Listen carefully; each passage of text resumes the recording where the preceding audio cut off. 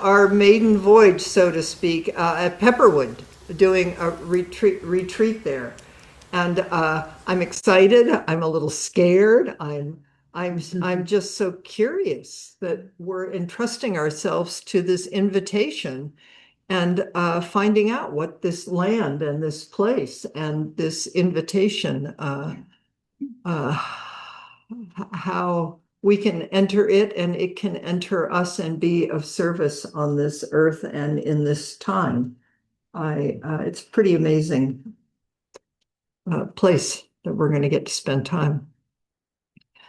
So I'll see some of you on Sunday, and you'll hear about, if you can't come, you'll hear about it afterwards, and we're going to have other opportunities. So, yeah. Just say, we're gonna send out either tomorrow or Thursday an email for people who are coming, and please read it. Because it'll have some really important information, just because it's a whole new thing. Great. And this week is our final focus here on Thich Nhat Hanh's teachings, which I think have been very fruitful. I'm renewed and ongoing gratitude for him and what he has brought to the West and through his practice, which arose out of war and suffering. So may we continue to practice together with all beings forever. And in that, going forward, I'm really excited that I kept thinking, what are we going to do next? What are we going to, what's, and what came to me, because I do listen sometimes, not all the time, is we're going to focus on bodhisattvas. And we're going to use Ty Godan Layton, who's a Dharma friend, as a source book, his Faces of Compassion.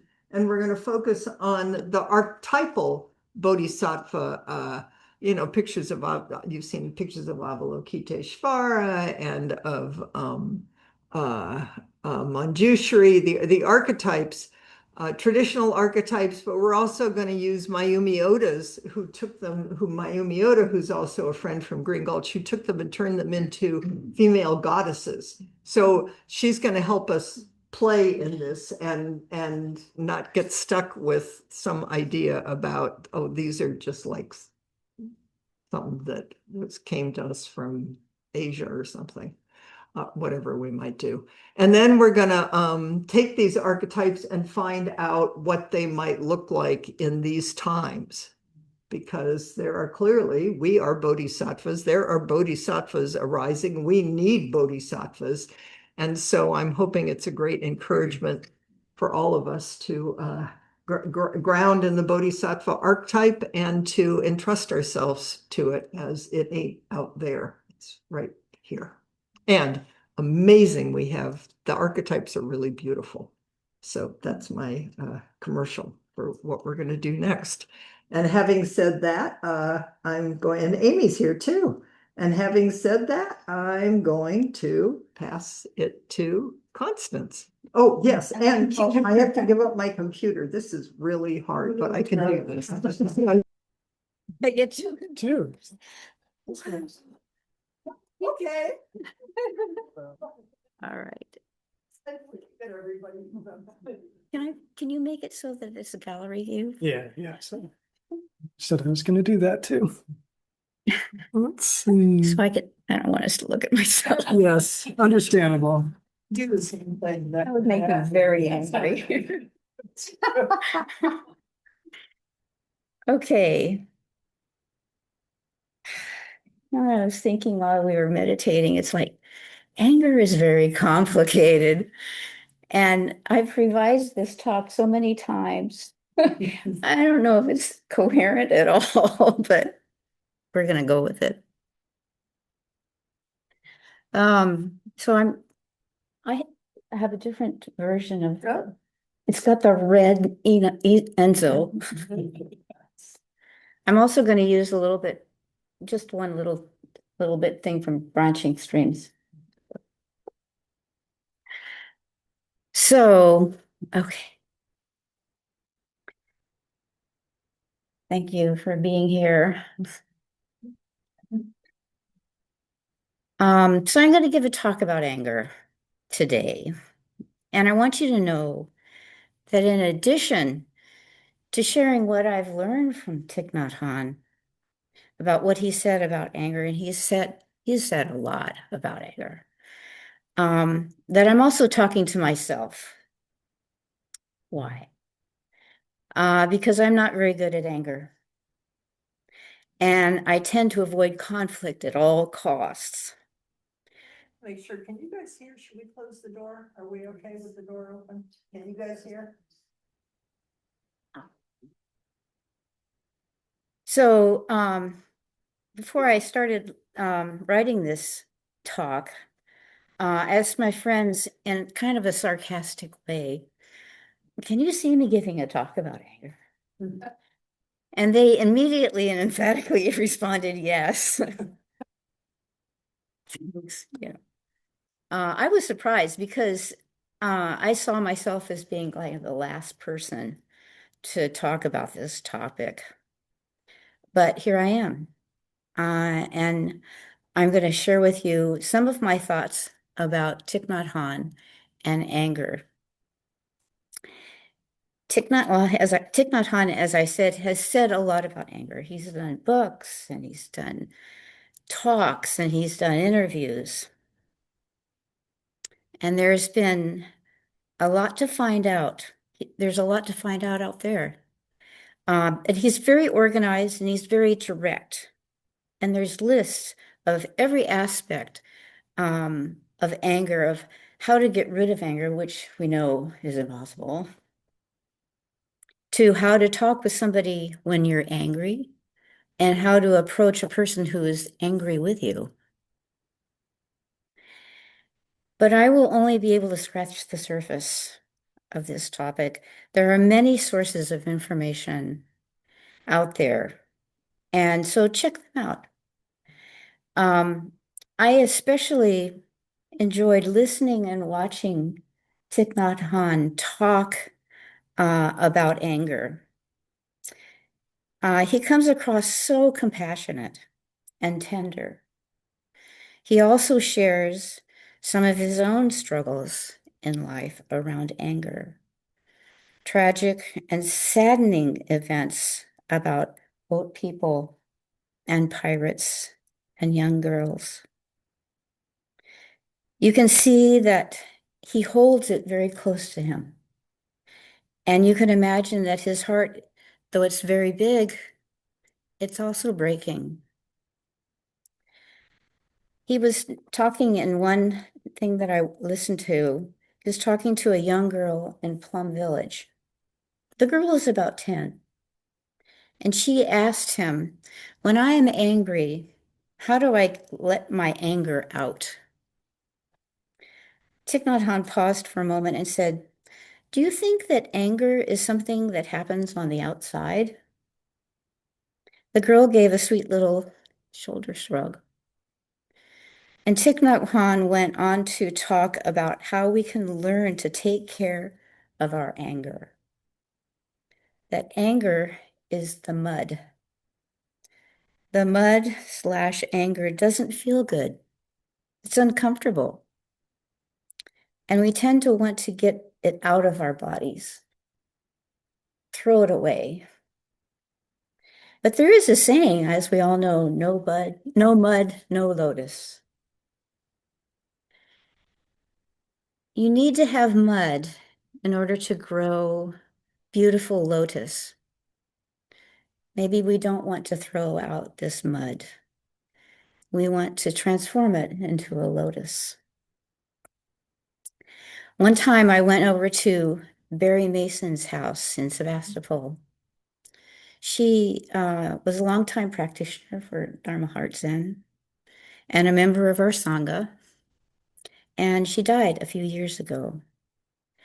But when I went over to her home that day, she showed me her lotus ponds, and there were many. She had like 5 or 6 ponds of lotus. And we sat together near one pond for a time in silence. the thing that struck me was that there was this dark, murky mud in the bottom of the ponds. And there were these beautiful, pristine lotuses growing out of this muck. The lotus had not a shred of mud on them. They were tall, majestic, pure, and striking. It was compelling just to look at them. I think that that was what Thich Nhat Hanh was trying to suggest, that out of the muck of our anger, we can transform it into something beautiful and helpful.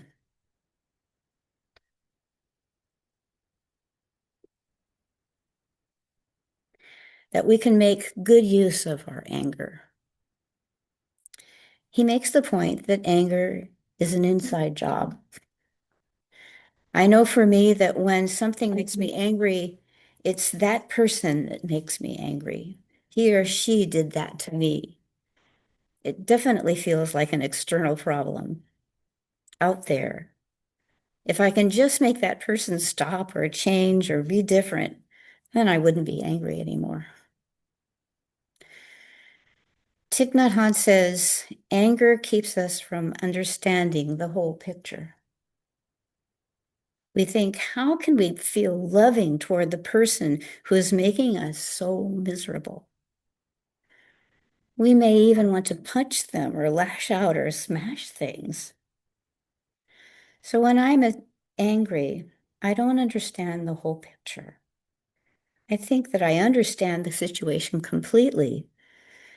Anger makes me feel like I'm powerful and I can confident and not realize that there may be more to the picture or more to the situation than what I can see.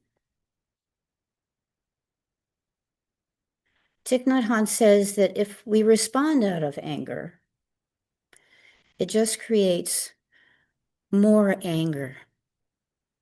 The anger just escalates on both sides. When I have responded in anger, momentarily I feel sort of powerful. But there are times when I end up feeling regret afterwards because I didn't realize what was really happening and what was going on with the situation. I was struck by one teaching that Thich Nhat Hanh gave to a group of his practitioners. And you all in this room are on the same footing as these practitioners were. You know what mindfulness is. And you know, and you have a practice. So he could be talking to you because you could receive what he is saying with the mind of a practitioner. During his talk, he began to share his own anger about something that was happening in the 70s in Vietnam when he was working with a refugee group that was helping the boat people. The sea pirates were blocking the passage of the boat people, but that's not all that was happening. He shared the tragic circumstances that were happening with these refugees. It made him very angry. And he was really wanting to lash out at these pirates. They were killing and raping and taking everything the refugees had.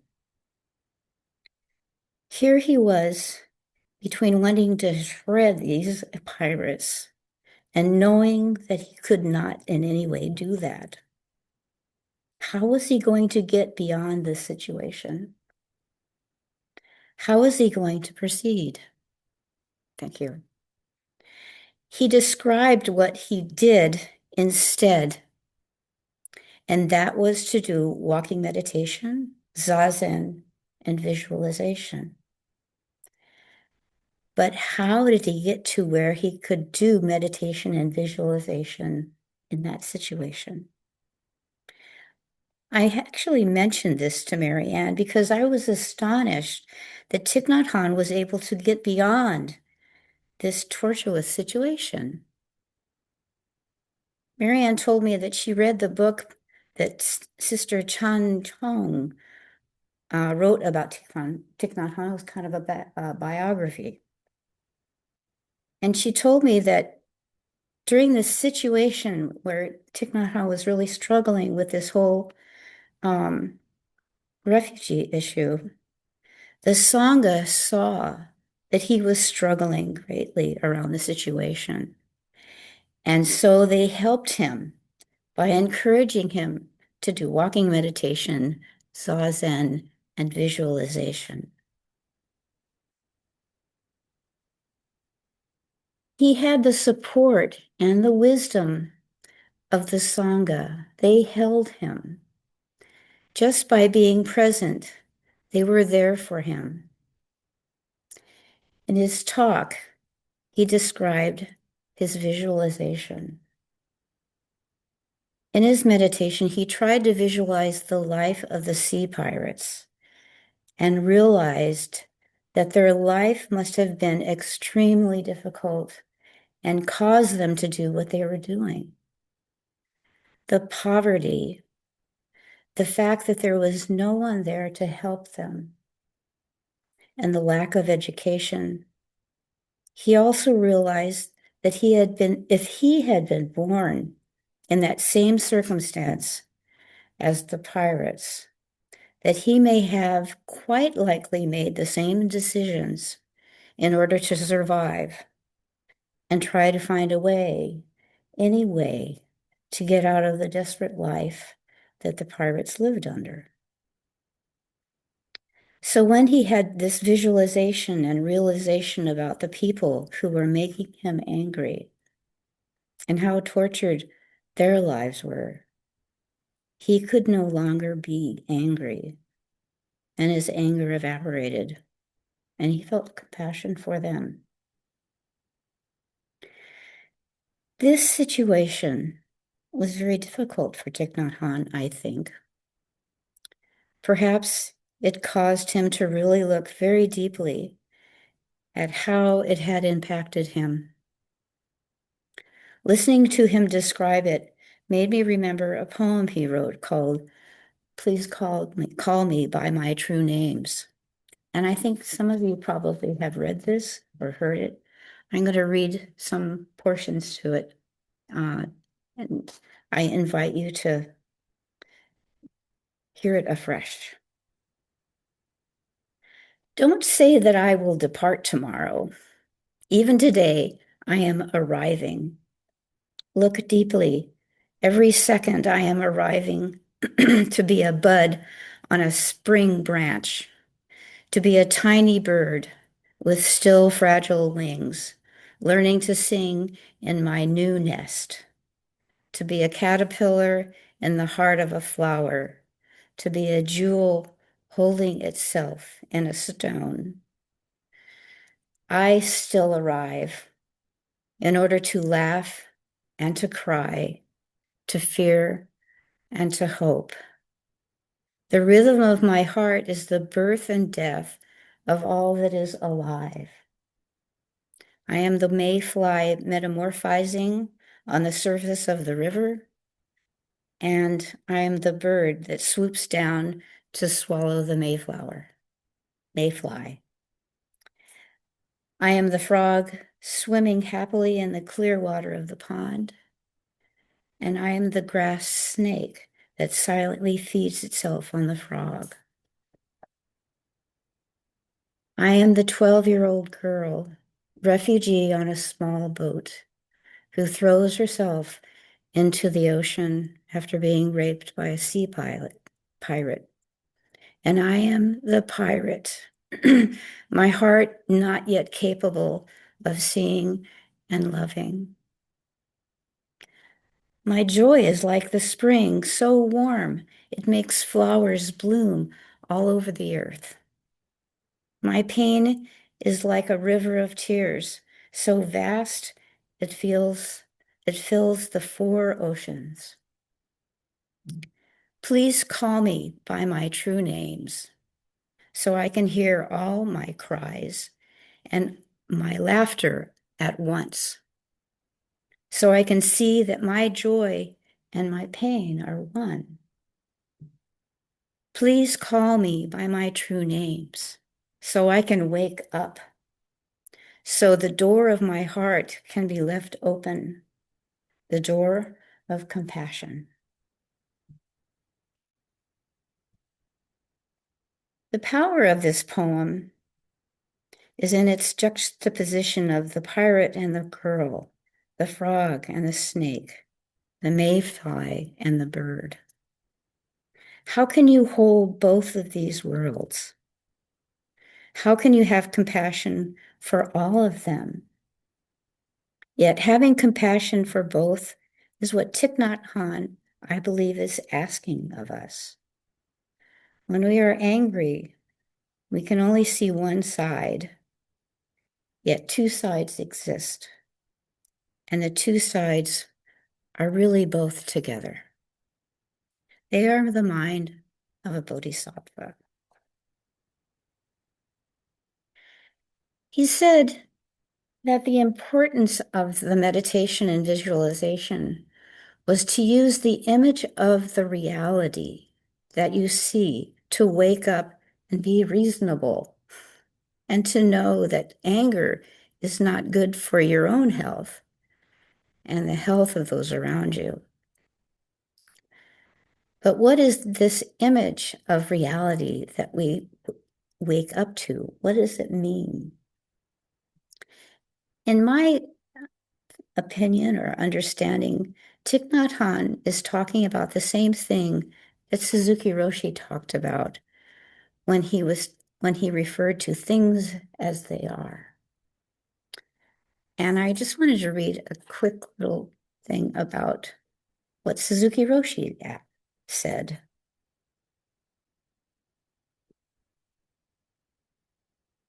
Our effort in Zen is to observe everything as it is. Yet even though we say so, we are not necessarily observing everything as it is.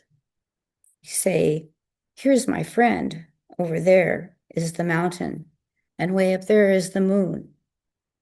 But your friend is not only your friend. The mountain is not only the mountain, and the moon is not only the moon. If we think, I am here and the mountain is over there, that is a dualistic way of observing things. That is our usual understanding. But that is not the Buddhist way of observing things. We find the mountain or the moon or our friend within ourselves, right here. That is big mind within which everything exists.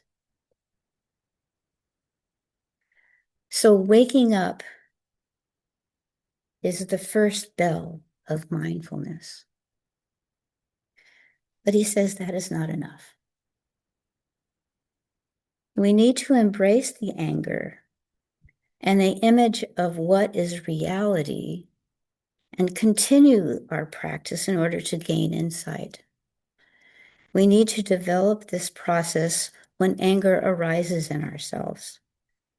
When the seed of anger is touched or watered, we need to act to embrace our anger and disarm it and transform it into understanding, compassion, and appropriate action. This is continuous practice, not just when sitting zazen, but in our daily lives. This was quite evocative to me to watch Thich Nhat Hanh be so vulnerable to share what had to have been a tragic situation, to say the least, and work with the image of things as they are and transform his perspective into something that would help himself and others to not suffer so much. Even though he still seemed to be heartbroken about the refugees, he was able to help those around him and to do good because he had a practice which helped him gain insight, and carry on the work. If he had remained angry, he could not have helped himself or the people around him.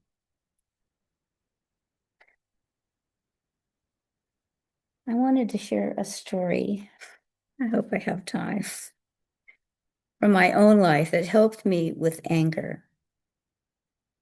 One day I was walking through the courtyard where I live, and a neighbor had a very large dog. And I walked by, I smiled at the neighbor, but the dog charged at me, barking, and really scared me. I thought I was going to get bit for sure. But the dog just kind of bounced off of me, and the neighbor pulled him back.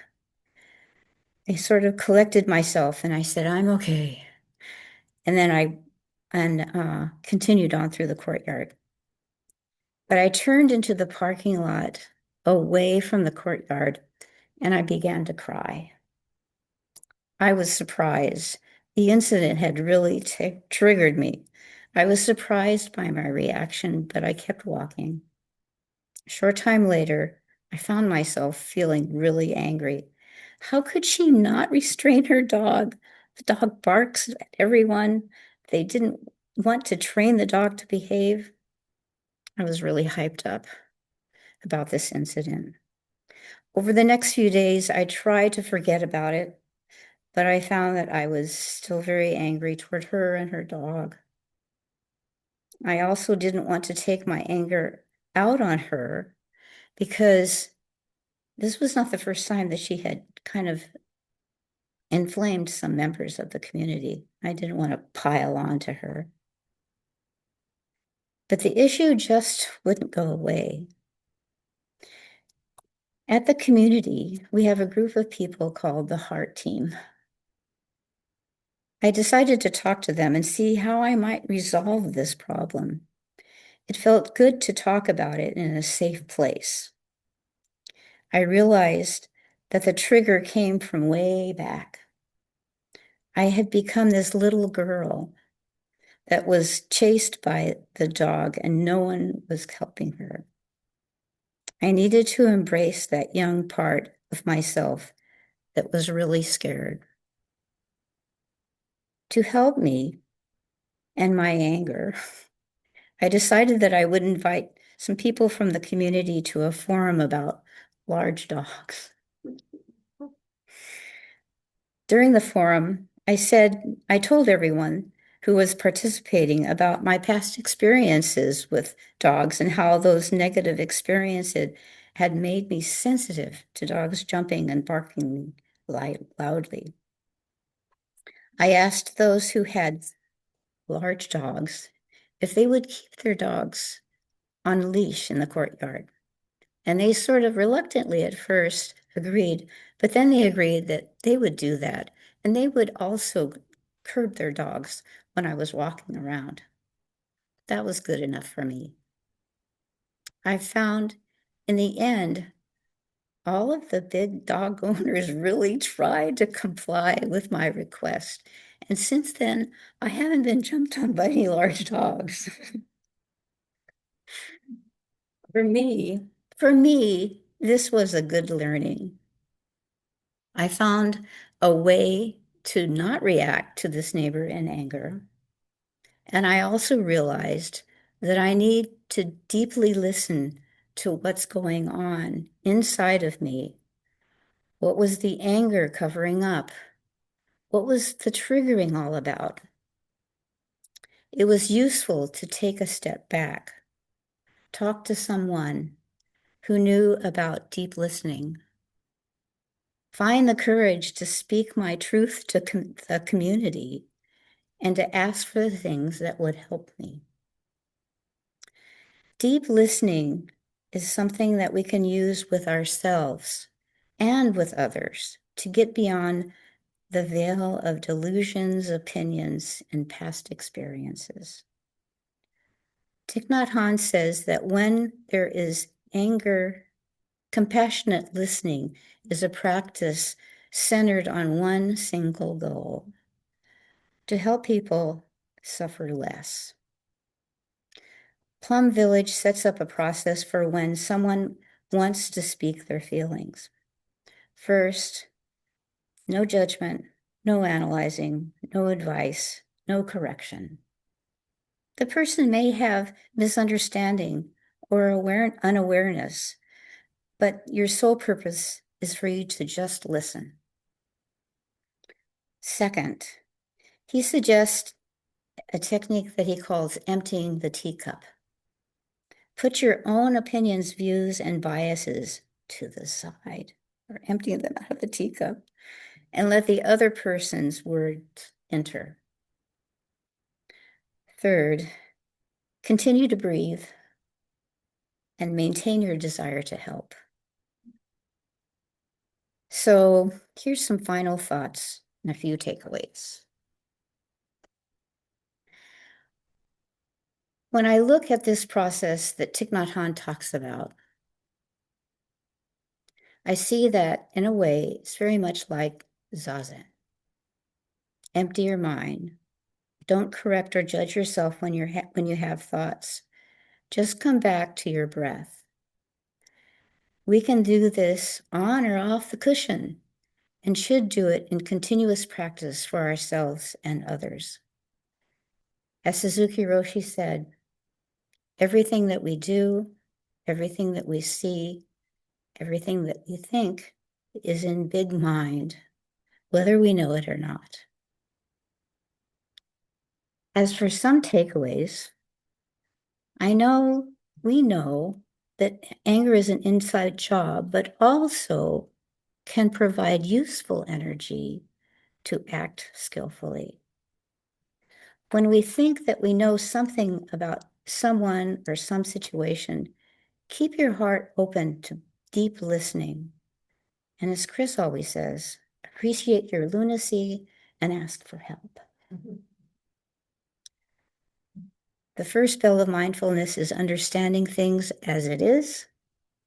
The second bell of mindfulness is to keep practicing, don't stop, and do good. And finally, deep listening is for ourselves too.